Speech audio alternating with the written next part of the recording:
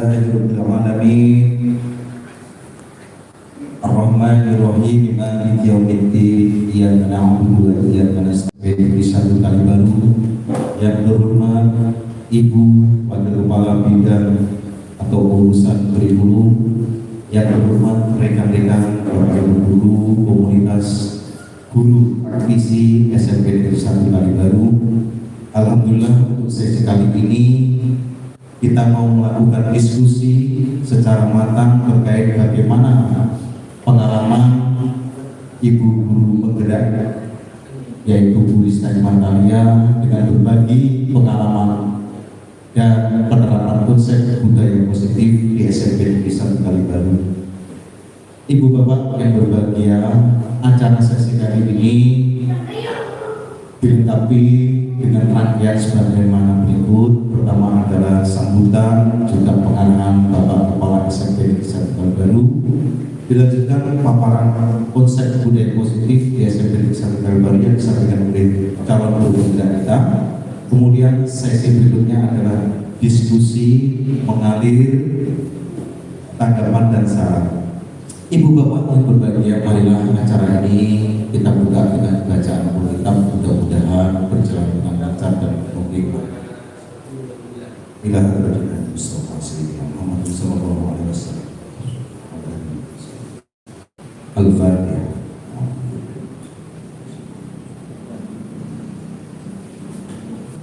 Ibu Bapak hadirin yang berbahagia, sambutan dan pengarahan Kepala SMP Negeri 1 Kalibaru Bapak Fadil Husni Sarjana Pendidikan dihaturkan. Dan Bapak, Assalamualaikum warahmatullahi wabarakatuh. Bismillahirrahmanirrahim. Yang saya hormati rekan-rekan Ibu dan Bapak Guru pendidik dan tenaga pendidikan, wabil khusus untuk Ibu Rista, calon guru penggerak. Mestinya hari ini atau sore ini kita harus bersyukur kalau sesi pertama tadi jenengan masih calon, sekarang atributnya sudah guru penggerak sesuai dengan yang ada di dada kita masing-masing. Sehingga beliau hari ini sudah berada dalam komunitas sebagai guru penggerak yang didampingi oleh pengajar praktik Bapak Ali Mubahar. Kemudian kita kembali lagi ke ruangan ini untuk melanjutkan diskusi kita dengan topik yang sedikit berbeda, sesi berbagi pemahaman dan pengalaman penerapan konsep budaya positif di SMP Negeri 1 Kalibaru. Ya, terkait dengan tugas yang harus dipenuhi sebagai calon guru penggerak. Ibu dan Bapak, guru penggerak itu kalau dalam teori fisika itu posisinya sama dengan katalisator dalam sebuah reaksi kimia. Supaya reaksi itu berjalan lebih cepat dan efektif, maka biasanya dibumbui atau ditambahi dengan zat tertentu yang zat itu sebagai katalisator. Jadi mempercepat terjadinya proses reaksi dalam teori kimia.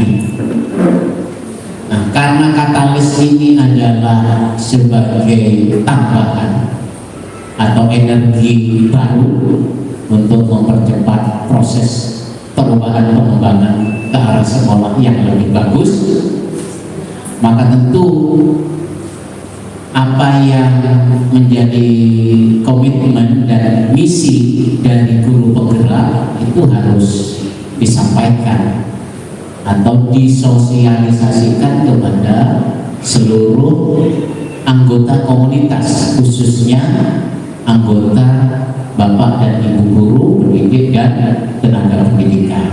Nah, apa saja yang bisa dikembangkan? Tadi pagi kita sudah berdiskusi. Yang pertama adalah Tentu yang harus disepakati terkait dengan penetapan visi sekolah yang berorientasi kepada kepemimpinan siswa atau kepemimpinan murid, sehingga bagaimana visi sekolah itu bisa memberikan jaminan yang memadai untuk membuat siswa kita memiliki kualitas output dan outcome, sehingga lulusannya baik juga memiliki dampak dan pengaruh yang baik bagi lulusan atau siswa lulusan SMP Negeri 1 Kalibaru.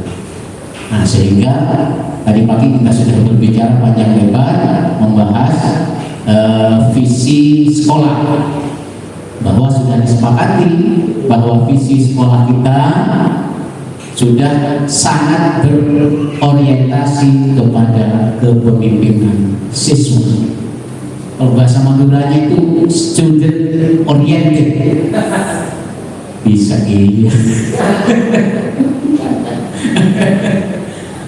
Kemudian Ibu dan Bapak, yang kedua, sebagai katalis itu diantaranya juga bisa berkolaborasi dengan orang tua siswa terkait pengembangan kepemimpinan siswa. Kenapa? Karena program-program terkait pembinaan kepemimpinan siswa itu biasa ada kepemimpinan siswa. Biasanya tidak hanya dalam kegiatan intrakurikuler, tapi lebih banyak di bidang kegiatan ekstrakurikuler. Bagaimana anak-anak dibina dalam sebuah kegiatan-kegiatan yang mendorong kepada proses pembelajaran dan peningkatan kualitas kepemimpinan. Itu yang kedua. Kemudian yang ketiga, Ibu dan Bapak, guru penggerak itu diharapkan mampu menggerakkan komunitas guru, utamanya yang ada di sekolah ini, bahkan bisa jadi bisa mengembangkan diri di komunitas guru di luar sekolah, di daerah kita, gitu. Nah, di luar sekolah. Nah, sehingga kita bisa saling, sehingga kalau kerjasama dan kolaborasi itu tidak hanya sebatas di unit kerja kita, tapi dimungkinkan bisa dikembangkan di unit kerja lain yang ada di lingkungan kita, gitu. Kemudian berikutnya, dalam setiap proses berdiskusi, maka tentu akan ada refleksi, saling sharing terkait dengan pelaksanaan kegiatan dalam rangka kolaborasi itu. Nah, sehingga dalam proses melaksanakan kegiatan kita akan selalu melakukan monitoring dan sekaligus evaluasi. Nah, barangkali ada kegiatan-kegiatan tertentu yang belum berjalan sesuai dengan realnya yang disepakati. Nah, sehingga pada akhirnya ya peran dari guru penggerak itu bisa secara maksimal sesuai dengan target tujuan yang sudah disepakati dari awal syarat. Nah, sehingga program-program apa saja yang menjadi rintisan dari guru penggerak ataupun mungkin program-program yang menjadi pengembangan dari program yang sudah ada di sekolah ini, nah, nanti bisa kita diskusikan. Sehingga harapan saya secara pribadi bahwa diskusi kita hari ini tidak hanya selesai begitu kita keluar dari ruangan ini. Jadi harapannya kita akan terus saling berkomunikasi, khususnya dengan Bu Rista sebagai calon guru penggerak yang fungsinya tadi sebagai katalisator, mempercepat proses perubahan ke arah yang lebih baik. Saya kira itu yang bisa kami sampaikan. Terima kasih atas perhatian. Saya akhiri. Assalamualaikum warahmatullahi wabarakatuh. Dan sebelumnya kita hadirkan CGP Bapak Tersi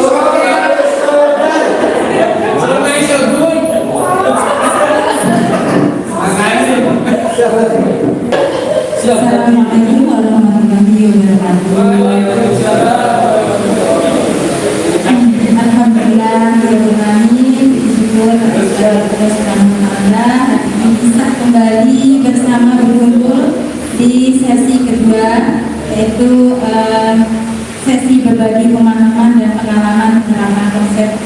positif. Nah, sebelum yuk main katanya, tebak-tebakan lucu. Kira-kira hewan apakah ini? Ya Pak, jangan gitu. Oke, burung. Kira-kira yang pas yang mana? Ini kalau bisa menjawab nanti saya tambahkan jusnya satu. Gajah. Ini Pak Tapi tadi burung. Oke Pak Asbi ada yang. Saya penasaran dengan ibu kurikulum ya. Kira-kira menurut sudut pandang. Kalau dari nggak tahu ini apa ya. Oke, kita next. Ternyata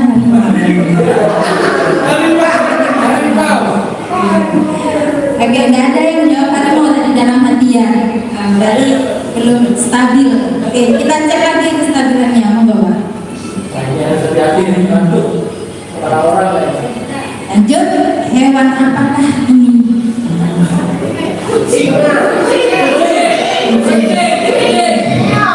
Yang ini. Oke, coba next Pak. Singa. Oke, nanti saya tambahkan jusnya. Boleh bilang lagi jusnya? Tanggung ini, satu lagi. Next Pak.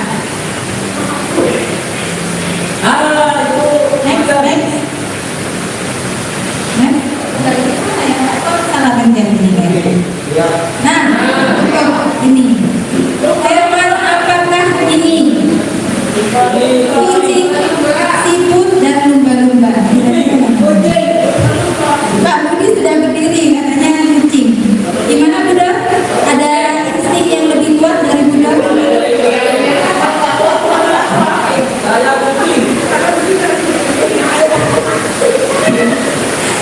Next, kita lihat ya.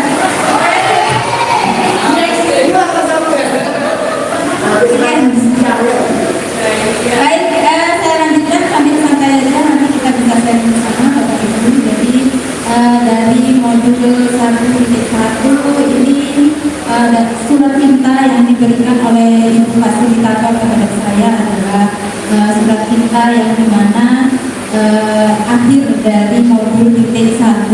Jadi modul yang kami pelajari selama 2 bulan ini masih sampai di tahap modul 1. Untuk modul guru penggerak ini ada 3, jadi modul 1, modul 2, dan modul 3. Jadi tahap dari modul 1 adalah modul 1.4, modul 1. Next Pak. Ini filosofi pemikiran Ki Hajar Dewantara.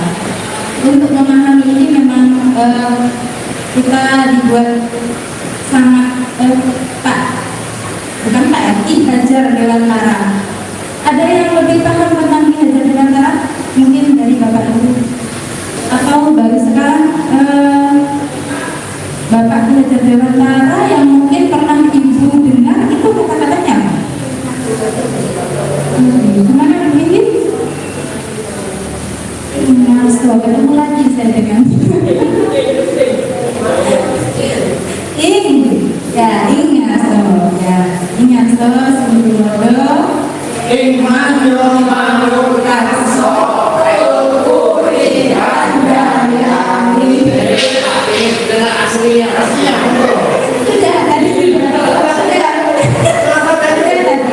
saya sampai di coaching sendiri sama Bunda waktu itu sampai gitu ya.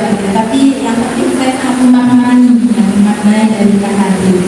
Jadi Bapak Ibu, tujuan pendidikan yaitu menuntun segala kodrat yang ada pada anak-anak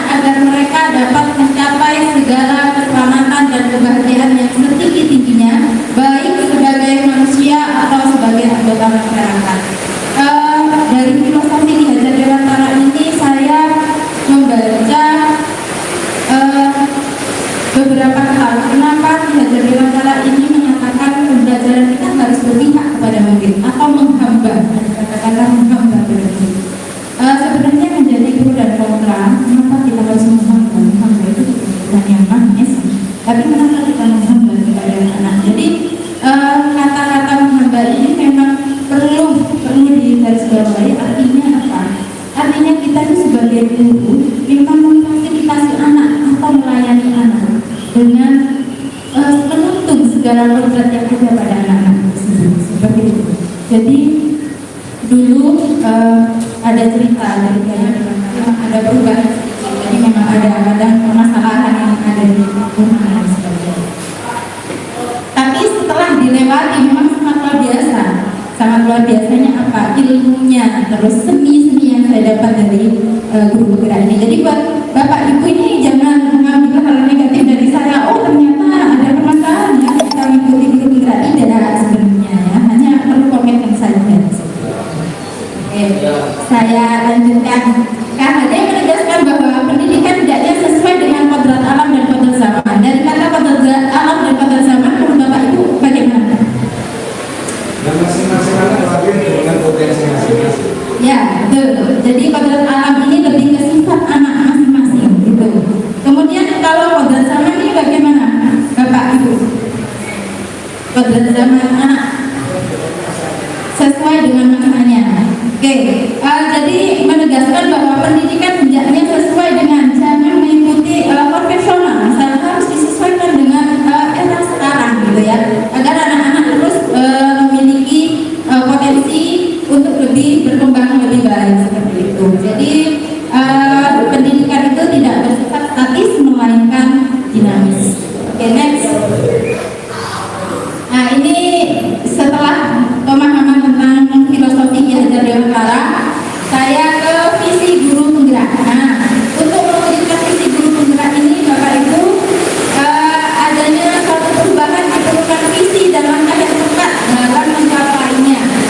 Visi yang saya wujudkan bersama warga sekolah. Dengan demikian dalam mencapainya visi diperlukan langkah-langkah ini yang akan menjadi pedoman saya, yaitu metode apresiatif intuisi dengan tahapan kerja.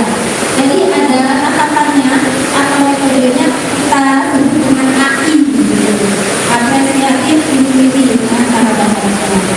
Apa saja seperti yang ada di slide ini tahapan kerja, yaitu ada pertama adalah buat pertanyaan, kemudian mengambil pelajaran, gali mimpinya, jabarkan rencananya, kemudian atur eksekusinya. Jadi tahapan melalui bagian inilah saya bisa merancang sebuah visi guru penggerak seperti itu. Next, Pak.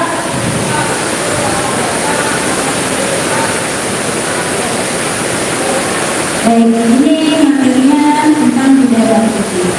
Melalui tahapan kerja yang disusun sistematis, maka akan mewujudkan kebiasaan baik yang dapat menjadi budaya positif di sekolah.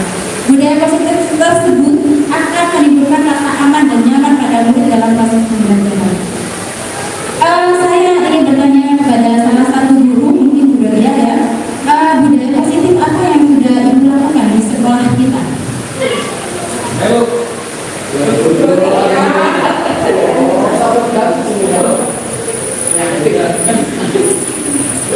Terima kasih waktu diberikan kepada saya. Kebetulan saya sudah melaksanakan budaya positif di kelas, khususnya kelas 9 kita, itu dengan mengajak murid-murid anak-anaknya biar tahu kalau berpergian nanti ya.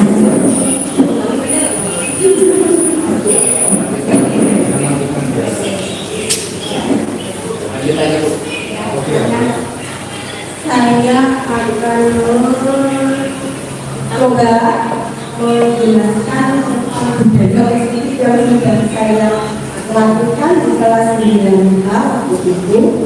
Saya mengajak anak-anak untuk membuat kesepakatan kelas agar pembelajaran di kelas bisa berjalan dengan baik, lancar, dan menyenangkan. Contohnya, kesepakatan kelas yang dibuat oleh anak-anak waktu itu, saya membuat lomba kesepakatan. Di waktu kira-kira 15 menit untuk membuat kesepakatan itu oleh 2 orang anak. Kemudian mereka dipakai tulis, yang lainnya melengkapi buah-buah dari pohon tersebut berupa satu contoh. Agar saya dalam menjelaskan itu bisa diterima oleh anak-anak, maka permintaan anak-anak adalah satu, Bu Gloria harus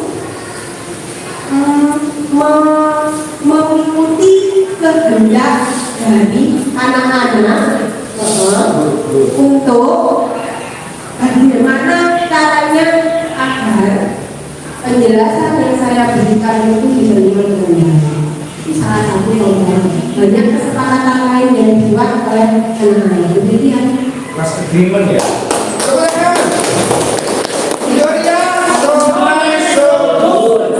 Terima kasih penjelasan dari Bu Gloria. Jadi itu juga salah satu budaya positif yang dilakukan ini di modul saya, termasuk keyakinan kelas. Jadi setiap ibu memang harus membagikan keyakinan kelas atau membuat keyakinan kelas. Kalau keyakinan kelas ini biasanya peraturan kelas kalau dulu Pak, gitu. Ya Ibu ya peraturan kelas, tapi di Merdeka Belajar tidak ada peraturan kelas, tapi keyakinan kelas. Karena kalau peraturan ini bagaimana Pak Eko? Peraturan ini kenapa tidak ada? Tapi seperti itu itu kesepakatan Bank Dunia ya. Nah berarti Saya masuk kita dilaksanakan kita pakai sebelas sendiri. Iya benar. Berarti mungkin Bapak mungkin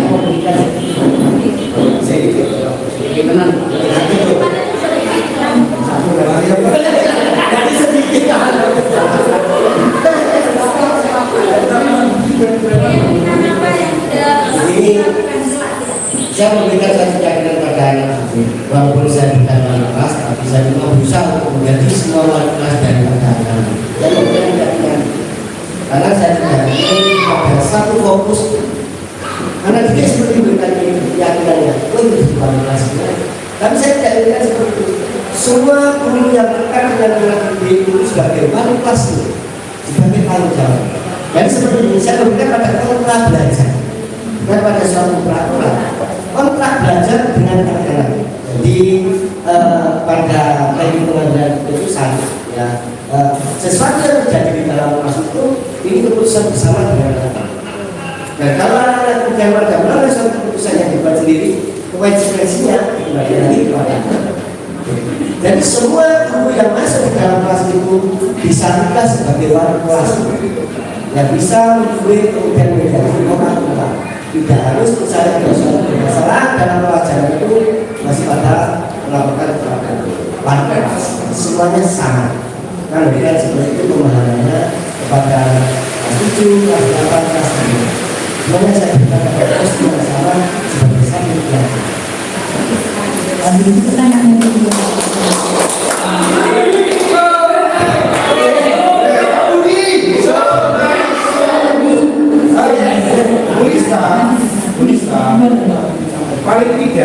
paling tidak ini misinya di Gloria WPMP peningkatan mutu penjaminan mutu pendidikan itu berhasil ya katalis.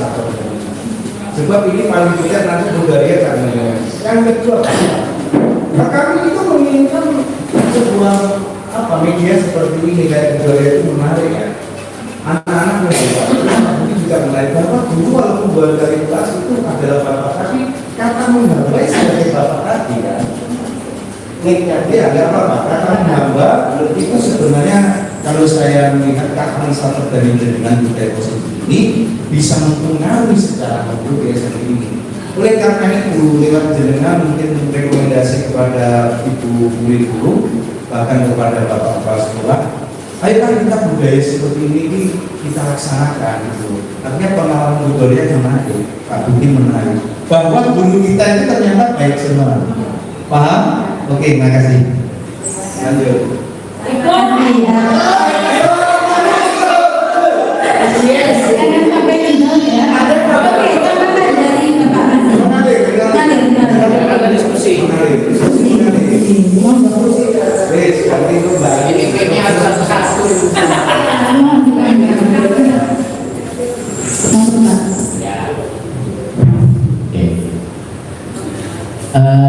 Ibu dan Bapak, panjenengan mungkin pernah mendengar proses pendekatan pembelajaran yang berbunyi enjoyful learning.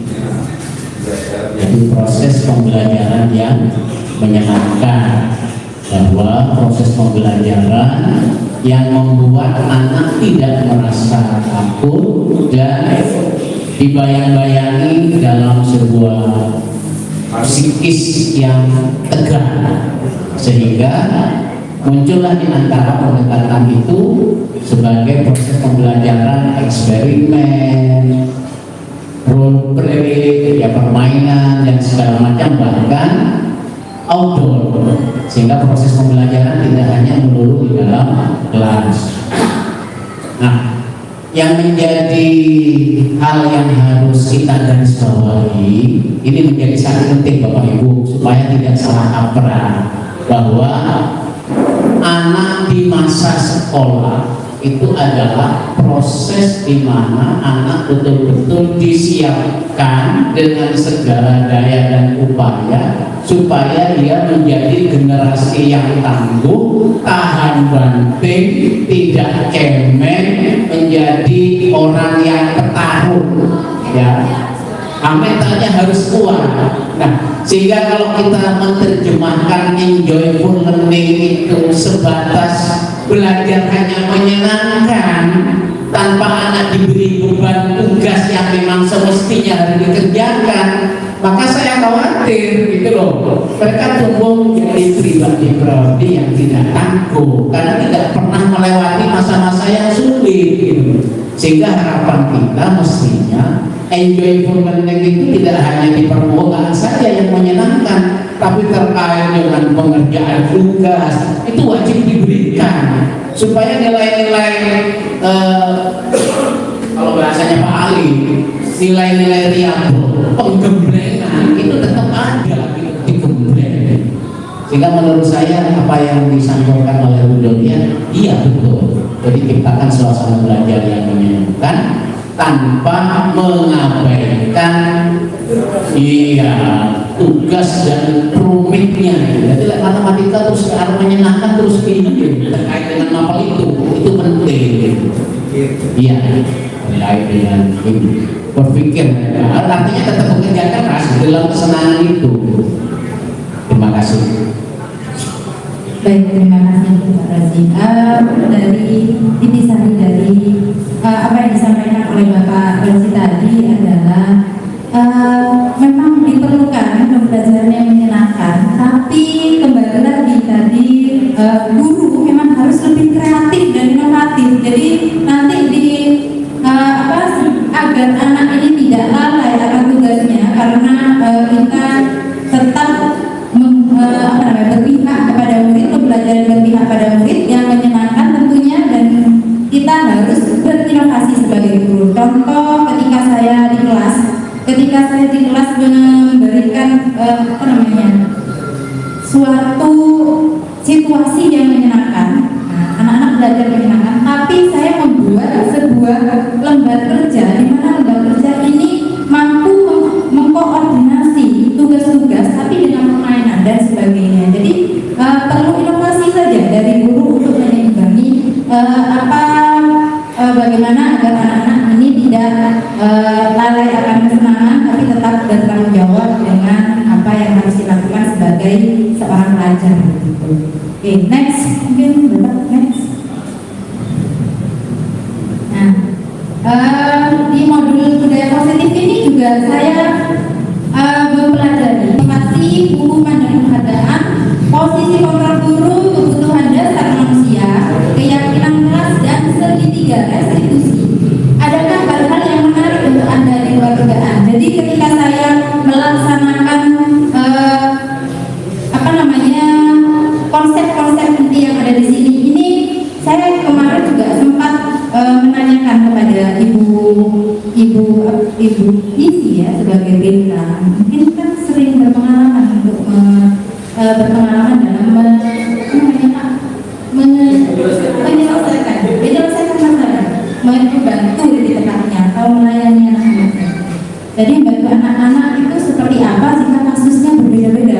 Setiap anak pasti punya permasalahannya yang seperti kata Pak Susi dan Pak Eko juga tadi bilang, anak-anak itu datang ke sekolah bukannya mereka itu semuanya positif semua, ada latar belakang keluarga yang menjadi apa namanya Pak, yang menjadi karakter anak terbentuk di sekolah. Nah, yang pertama adalah disiplin positif. Disiplin positif merupakan pendekatan mendidik anak,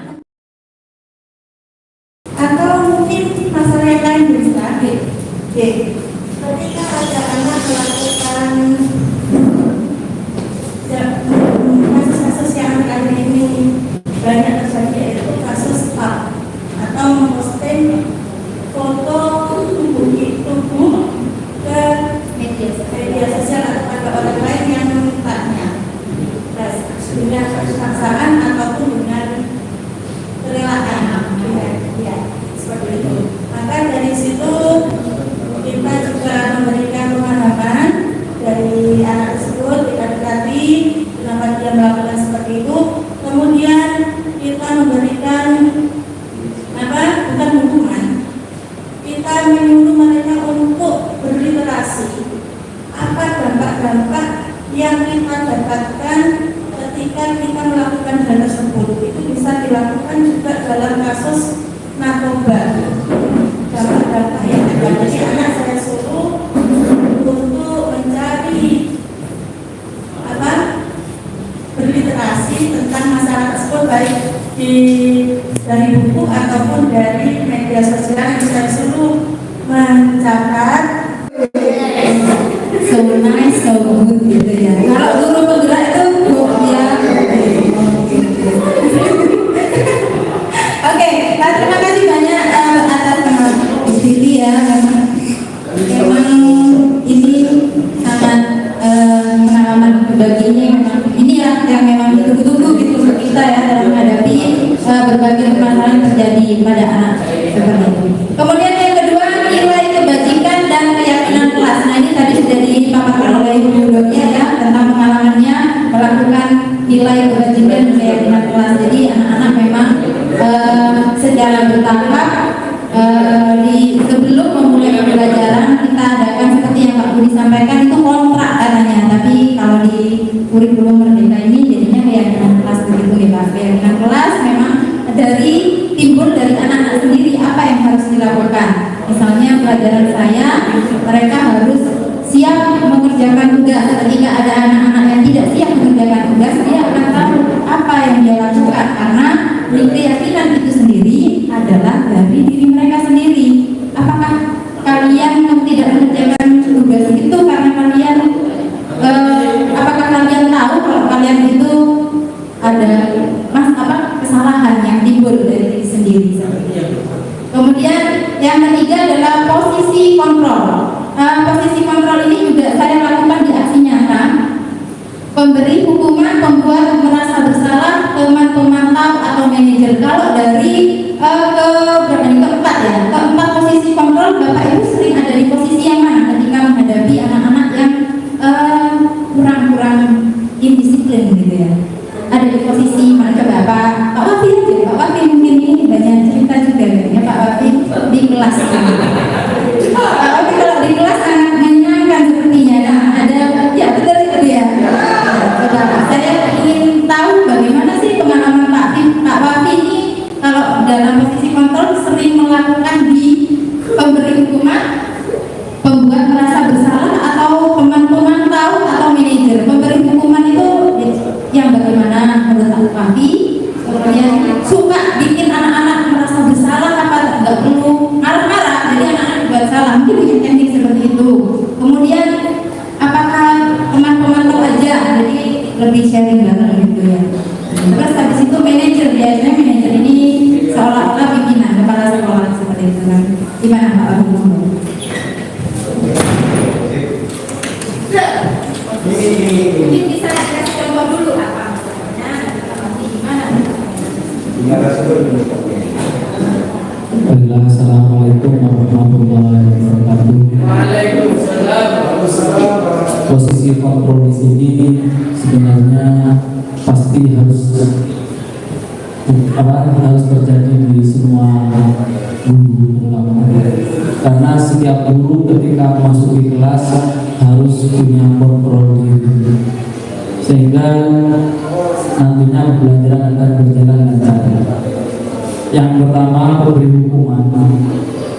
Yang pasti siswa yang diberi hukuman adalah siswa yang bersalah, walaupun bermacam-macam alasannya. Artinya ada yang sifatnya kita tawarkan ke siswa hukuman apa yang dia akan kerjakan. Ada yang langsung guru langsung menghukum saja tanpa bertanya dan ditawarkan. Jadi itu adalah macam-macam pemberi hukuman. Yang pasti untuk zaman sekarang hukuman itu ada batasannya, tidak sembarang menghukum, karena anak didik kita itu bukan penjahat, bukan perampok, dan semua siswa itu punya kekurangan dan kelebihan masing-masing. Karena ada siswa itu memang dia bodoh dalam bidang akademik, tetapi dia pintar di non akademik.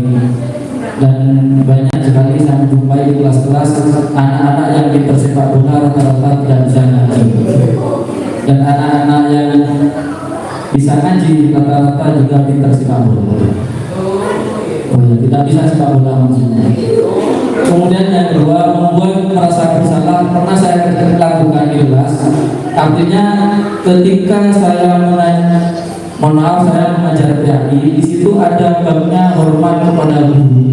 Itu saya ulangi 2 pertemuan, walaupun bab itu sangat mudah, tetapi hormat kepada guru itu anak-anak saya suruh nulis sendiri apa perilaku terpuji kamu kepada guru, kamu tulis dan kamu kerjakan.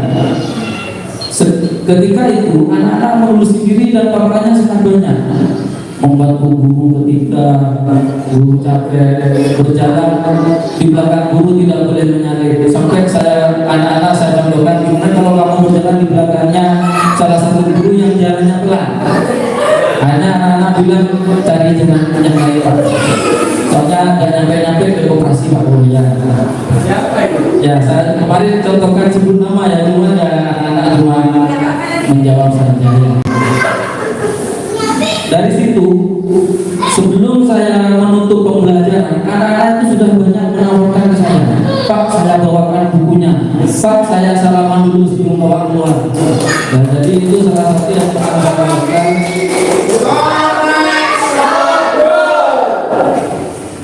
Kemudian teman pemantau, ya teman pemantau itu kalau di kelas ya memang semua guru pasti melakukan itu ya, pasti kita akan memantau sikap, kemudian apa yang dikerjakan oleh siswa mulai dari sudut kanan, sudut kiri, sudut depan dan sebagainya, sehingga apa yang dilakukan siswa kita harus tahu. Walaupun terkadang penyelesaiannya kalau ada sesuatu kita belum maksimal, tetapi minimal kita tahu apa yang menjadi masalah yang di dalam kelas tersebut. Kemudian manajer. Ya, kalau manajer itu biasanya dilakukan oleh ketua atau kepala sekolah ya. Jadi mungkin tidak semuanya. Saya cuma merasa mungkin jadi lebih baik ketika kita berada di kelas, mungkin lebih baik dengan siswa saja. Kalau sesama guru kita tidak bisa merasa lebih baik, karena semua guru punya kemampuan dan karakter yang berbeda-beda, sehingga memang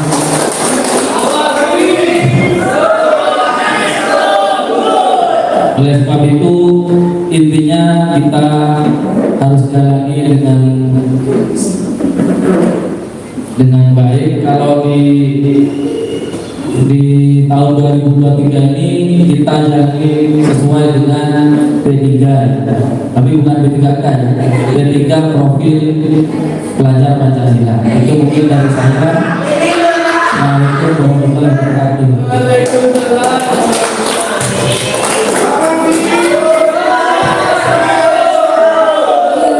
Terima kasih banyak Jadi karena itu bukan materi dari P3 ya. Oh iya, iya. Profil pelajar Pancasila. P3-nya di sana.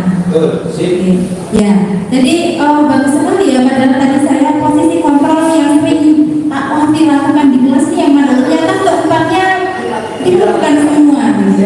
Ya, ya. Mungkin kalau ibu-ibu mungkin ada ibu kalau dari ibu ini bagaimana untuk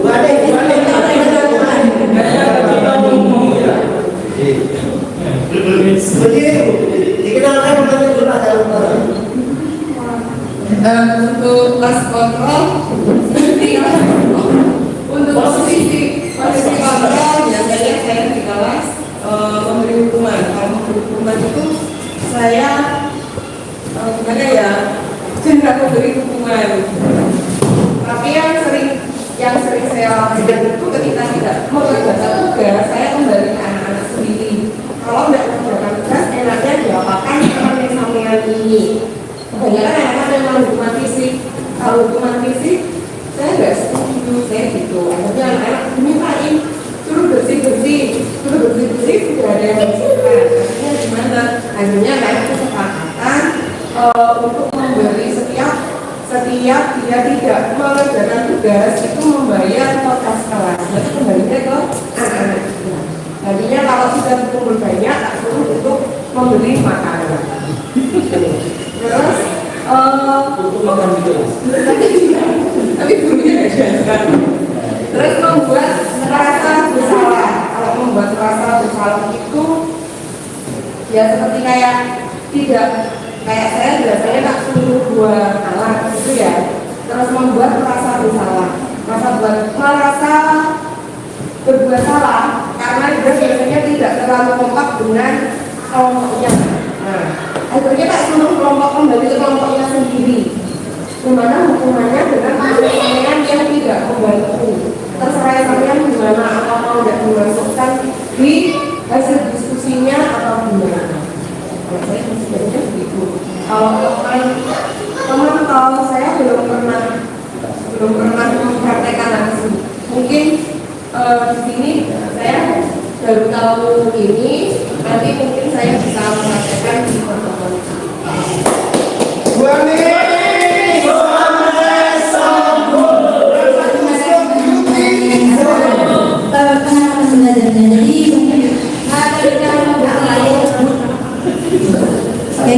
Ketika memberi hukuman, memang hukuman ini tidak harus dengan fisik ya, ada banyak sekali gitu ya konsekuensi yang diberikan terkait dengan pertumbuhan anak seperti itu. Disesuaikan dengan pembuat rasa bersalah. Kalau membuat rasa bersalah ini memang teknik yang sangat bagus ya, tapi diperlukan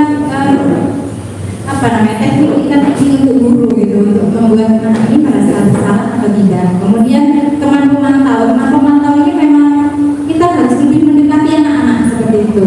Kalau teman pemantau ini berarti nanti harus lebih dekat ya dengan anak-anak untuk tidak memberikan hukuman, tidak membuat merasa bersalah, tetapi terus memantau apakah sudah mengerjakan tugasnya bisa gitu.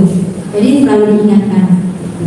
Nah, manajer ini memang sering dilakukan oleh kepala sekolah ketika memang di sekolah kita permasalahannya rumit, itu sudah melakukan tahap kepada guru, kemudian kepada BK, tapi tidak mampu untuk diambil keputusan secara bijak, maka kita kasihkan kepada manajer seperti itu, kepala sekolah.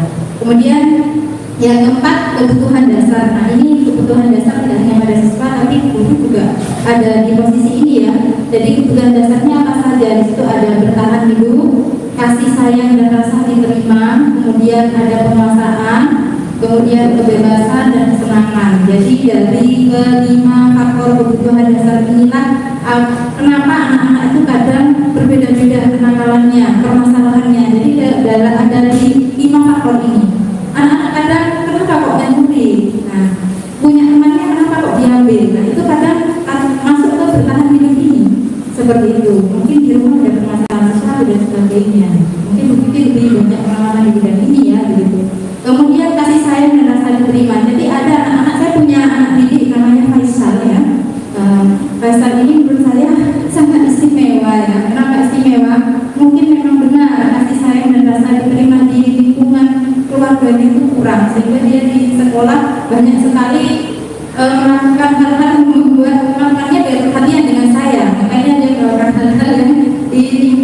berbeda lah dengan temannya. Mungkin itu. Kemudian yang kedua juga untuk bertahan hidup tadi, karena dari keluarga juga ada segi ekonomi yang tidak mampu gitu ya. Kemudian lain-lain. Mungkin pengalaman dari keempat kebutuhan dasar ini apa yang menjadi banyak banyak terjadi di siswa? Menurut Bapak Ibu yang mana? Yang banyak sekali kira-kira menurut Bapak Ibu ya, dari kelima kebutuhan dasar ini yang ada pada anak-anak, yang mana saja? Mungkin ada yang membantu dunia biasanya lebih dekat dengan anak-anak ini, lebih paham. Jurnalisnya SMP 1 kali baru. Jadi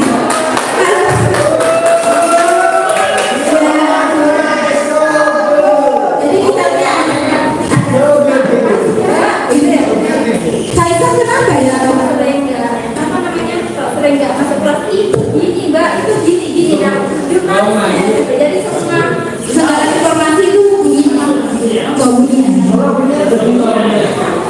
dunia yang tahu biasanya. Iya, yang mana yang paling banyak di apa namanya anak-anak yang banyak sering terjadi ini mah. Kita senang Pak Basri. Cek. Kalau ada guys.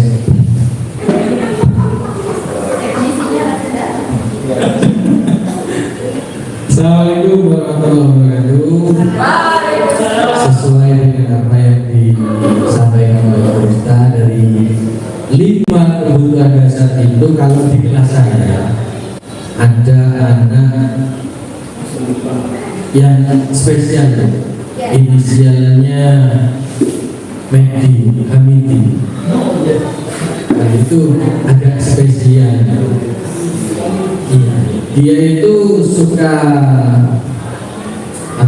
namanya ya, sebetulnya kondisi di kelas normal, tapi dia itu usil. Ya kita dikembali lagi. Ternyata setelah saya usut, dia tinggal hanya bersama ibunya.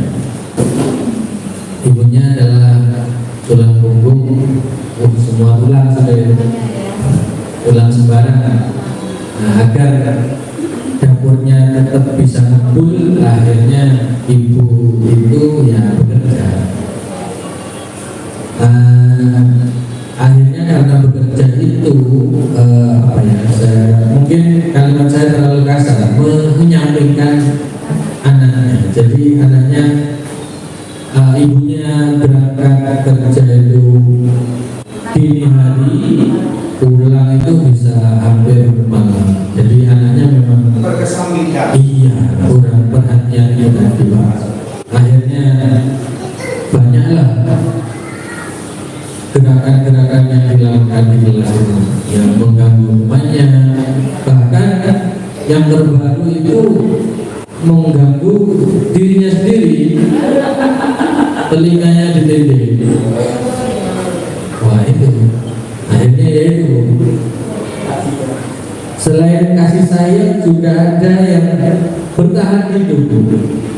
Jadi pulang sekolah kadang tidak langsung ke rumahnya, masih cari sampingan untuk mendapatkan penghasilan, membantu orang tua. Ya mungkin ada beberapa yang dia inginkan, tapi begitu meminta kepada orang tuanya tidak segera dikabulkan, akhirnya yaitu dia memilih untuk mencari penghasilan sendiri untuk memenuhi kebutuhannya.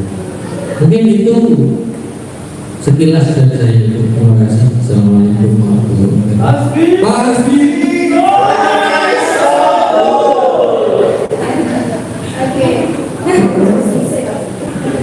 Iya, memang benar ya. Jadi banyak sekali anak-anak yang kadang di sekolah yang kita temui, ada yang semua orang tuanya lengkap, kebutuhannya terpenuhi. Tapi kenapa kok masih nakal? Itu masuk ke kesenangan, ternyata hobi mengganggu temannya. Seperti Pak Wahid ini suka mengganggu teman-teman guru gitu ya. Oke, ini yang terakhir adalah segitiga restitusi. Jadi segitiganya adalah memang manajer belajar di sekolah ya, kontrolnya memang sangat biasa. Saya pikir kemarin mempelajari ini khusus untuk ibu konseling. Ternyata semua guru itu ketika sudah menjadi guru memang harus paham akan segitiga restitusi. Bagaimana segitiga restitusi ini? Yaitu menstabilkan identitasnya, kemudian validasi tindakan yang salah, kemudian menanyakan keyakinannya. Jadi ada sebuah cerita gitu, yang dimana cerita-cerita berbeda-beda dalam suatu permasalahan di kelas itu menjadi tahapan-tahapan yang harus dilalui oleh guru seperti ini, yaitu menstabilkan identitas terlebih dahulu. Anak ini kenapa bisa melakukan hal itu? Kemudian yang kedua, validasi tindakan dari guru seperti apa?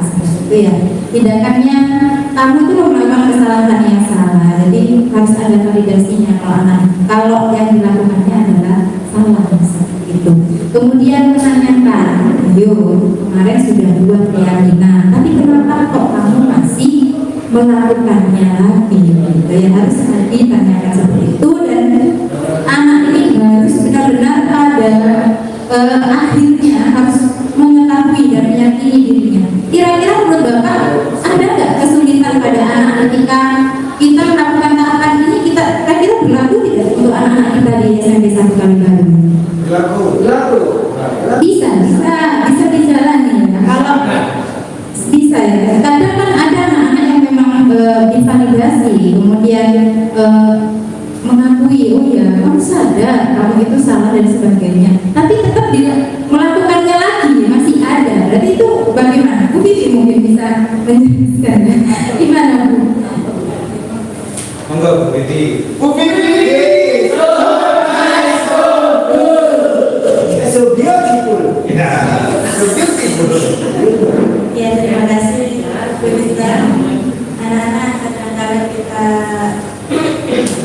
mendekati atau membimbing atau memberikan pelayanan ke anak ini tidak seperti membalikkan telapak tangan dalam prosesnya. Kita butuh waktu, karena satu permasalahan itu kita tidak cukup kalau dikatakan guru BK ini gampang dan mudah ya, dikatakan iya ya dia, tidak ya tidak. Karena kalau misalkan guru mapel itu kan sudah ada RPP, jelas kita memberikan materi sesuai RPP, ya betul. Jika guru BK ini tidak, karena kenapa? Ya memang ada RPR untuk bimbingan klasikal, bimbingan kelompok. Nah, ketika ada konseling yang sifatnya konseling individu atau konseling kelompok, itu kita menemukan berbagai macam masalah yang berbeda, kondisi yang berbeda, background siswa yang bermacam-macam. Apalagi sekolah kita ini ratusan siswa dengan berbagai macam masalah yang dihadapi, dan tentunya kita juga menguras energi pikiran bagaimana cara kita memberikan pelayanan atau membimbing anak tersebut tanpa melukai hati dan perasaannya. Oke, jadi kita pelan dari hati ke hati. Seperti tadi rapor beda tadi, ketika konseling tadi sudah percaya kepada kita, ketika kita sudah diberi kepercayaan, maka dia akan menceritakan mengalir apa yang terjadi pada dirinya, baik itu masalah pribadi, masalah belajar, atau masalah sosial dengan teman-temannya. Nah, seperti itu kita harus menanganinya tidak bisa sekali, atau ya sudah waktu ini sudah, anak ini sudah selesai, tapi kita ada pantauan lanjutan, tahapan berikutnya. Kita pantau, ya sudah dalam minggu ini guru pantau ya, kamu tidak akan terlambat lagi, misalkan dalam kasus terlambat. Nanti kamu lapor ke bu guru kalau saya tidak terlambat lagi. Nah, dalam masa pantauan tersebut mereka harus konsisten untuk memberikan komitmennya tidak melanggar lagi. Nah, suatu ketika dia pasti akan melanggar lagi, ya kita dekati lagi. Ya namanya anak masih dalam masa yang berubah-ubah. Kadang itu temannya, kadang ada masalah yang lain yang dia harus terlambat seperti itu. Ya, seperti itu Bu Rizal. Terima kasih. Terima kasih. Memang ini tidak hanya tugas dari kita ya, semua guru memang harus memiliki teknik atau segitiga restitusi ini seperti itu. Baik, coba next. Oke. Ya, pengalaman yang pernah saya alami terkait penerapan konsep itu yaitu adalah di lingkungan kelas maupun sekolah adalah melakukan posisi kontrol sebagai manajer. Jadi meskipun kadang berbenturan dengan pendapat senior yang meyakini bahwa posisi penghukum adalah langkah membentuk budaya positif, sehingga saya membuka suatu pendekatan khusus dalam mensosialisasikan hak kepada rekan sejawat.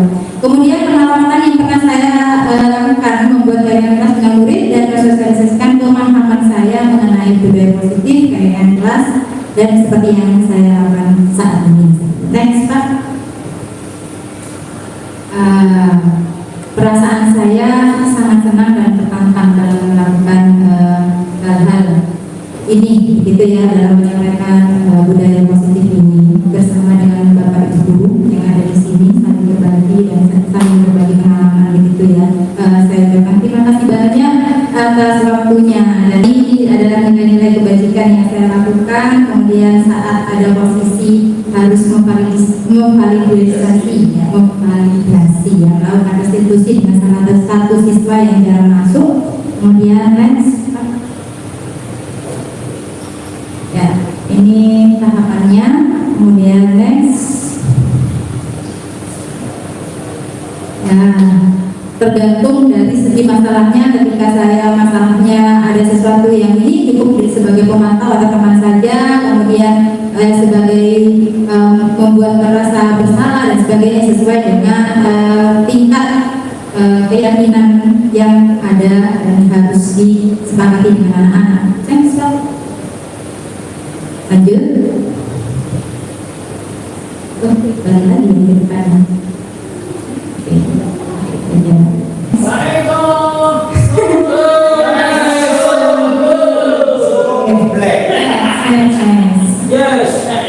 Ya, terima kasih ya.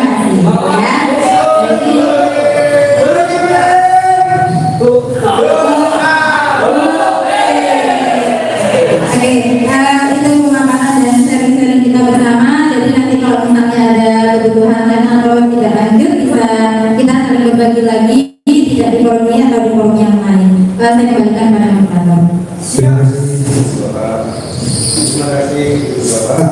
Kita tutup acara ini dengan bacaan Alhamdulillahirabbil alamin. Assalamualaikum warahmatullahi wabarakatuh.